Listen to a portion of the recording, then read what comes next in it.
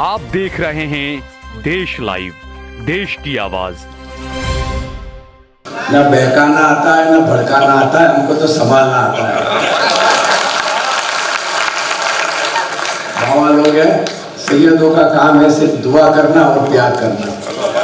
खानकाहों पे यही काम चलता है। और हिंदुस्तान में अगर ये कह सकते हैं कि हिंदू मुस्लिम एकता का प्यार का रास्ता कहीं जाता है तो वो खानकाहों से होके जाता है। मैंने अहमद पटेल की हाजिरी में जब गौशाला खोली थी तो ये बात मैंने नहीं की, मुरारी बापू ने मेरे फंक्शन में कही थी कि ये एकता का जो काम है वो महात्मा गांधी और सरदार के इस गुजरात में हम लोग जो भूल रहे हैं उसको आगे ले जाना है। खैर, मैं वक्त लेने वाला ही नहीं हूँ। आज सबसे बड़ी बात यह है कि ये प्रोग्राम जो है IMCR का, उसमें हाजिर हमारे दोस्त, हमारे लीडर जनाब सलमान खुर्शीद साहब, हमारे गुजरात के प्यारे, हमारे सबके अजीज के रहमान साहब, अदीब साहब, अबू आजमी साहब, हमीद भाई, मेरी बेटी मुमताज, भाई ग्यासुद्दीन, गुजरात में बहुत आज जो काम है वो कर रहे हैं, कितने सालों से कर रहे हैं वो तिरमिजी साहब, इमरान भाई, शहजाद। सबसे पहले तो मैं साहब आज गुजरात में ये मीटिंग करने के लिए जिसने दिलेरी और सब कुछ खर्चा वो है वजीर खान पठान, उसको मुबारक कर दे। ये इंसान की दिलेरी की वजह से, इसकी हिम्मत की वजह से आज इतने बड़े लोग IMCR के नाम से हमारे बीच में आए और एक मौका मिला। मैं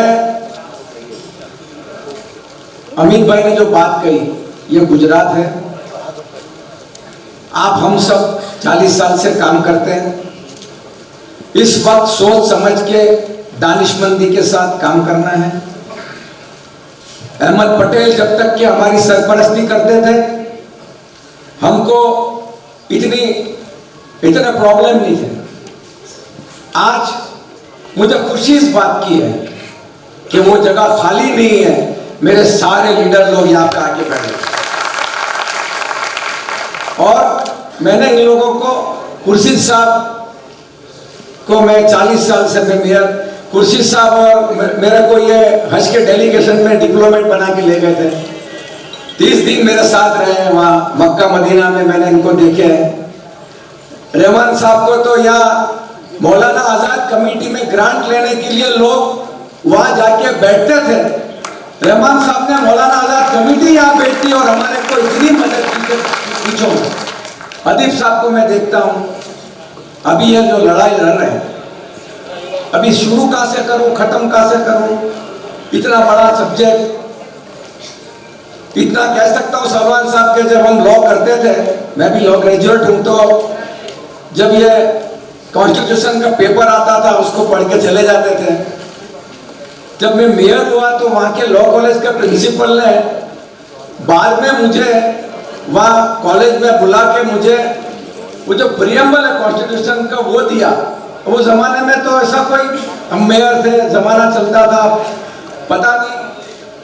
आज वो याद आता है कि वो आदमी को ऐसा क्यों एहसास हुआ होगा कि मेरे को प्रियम्बल उसने दिया कि कॉन्स्टिट्यूशन आपके पास रखना, एक दिन इसकी लड़ाई लड़नी पड़ी।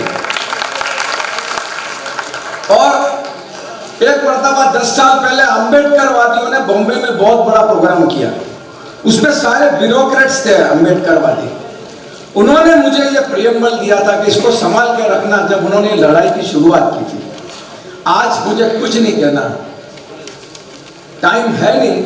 और गुजरात में ये जो लोग आए, ये पूरे हिंदुस्तान की आज जो ये तंजीम बनी है, ये तंजीम के अंदर बैठ के बहुत संजीदगी के साथ, बड़ी जिम्मेदारी के साथ ये काम कर रहे हैं।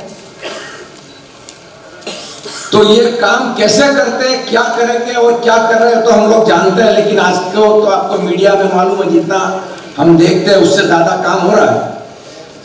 सारे समझदार लोग गुजरात से यहाँ आए। काजी साहब ये हमारे रहनुमा है, रूहानी, बीमार है फिर भी यहाँ आए। ऐसे लोग ये कहते थे टेलीफोन पे कि कौम की बात है, सच्चाई की बात है तो मैं मर जाऊंगा जब भी आऊंगा, क्योंकि मेरे को दुआ करना।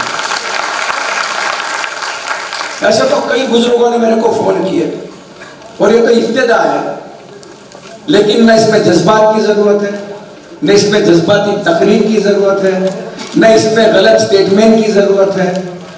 हिंदुस्तान में आइन के तहत जो बात हमको करनी है वो सलमान साहब, अबू आजमी साहब, के रहमान साहब, अदीब साहब और आप लोग सब कर रहे हैं। भाई साहब, फिदा साहब, आपने भी ये काम किया, मैं आपको भी मुबारकबाद देता हूँ। आपने अहमदाबाद में आके आप ये समझिए कि सब आपके साथ है। वक्त बड़ा नाजुक है, कैसे क्या करना।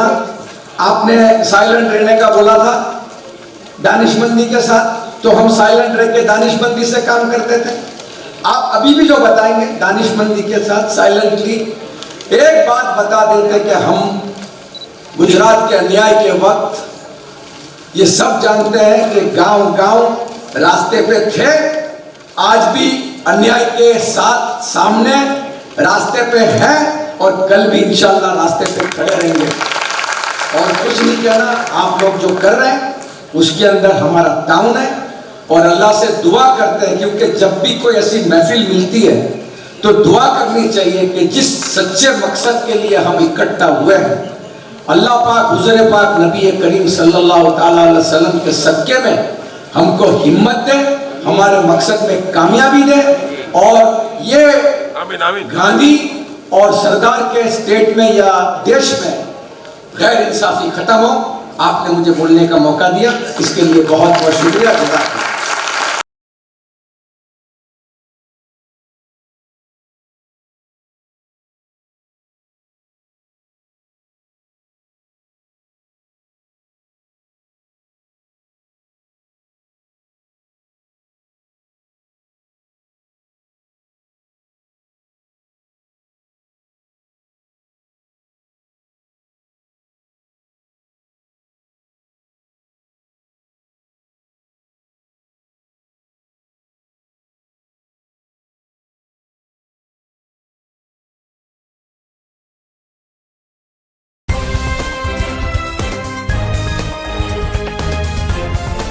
देश और दुनिया की तमाम छोटी और बड़ी खबरों के लिए हमारे चैनल को सब्सक्राइब करना न भूलें और बेल का बटन जरूर दबाएं।